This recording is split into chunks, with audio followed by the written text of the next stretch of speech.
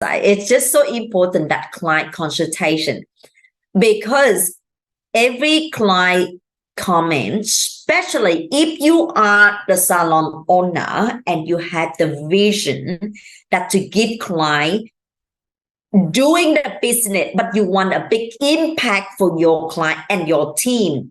This is very important when you are focused on client and the impact. You will create something different and stand out with any hair salon out there, which means you set up the client consultation effectively. Like, yeah, because if you don't do the client consultation good enough, the client will feel that they don't have enough trust with you, which means they will not coming back, because they feel that you do the same with another hair salon. They come to another salon, they don't feel that you understand them or give them what they need. They continually move until they come to see you, and you are doing the same another hair salon, which means they would leave you again.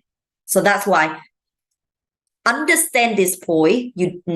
I suggest that need to working on the client consultation. Why? Because in the client consultation, that is 3 key points we talked before: communication and active listening, and communication consultation is 3 of that tied together.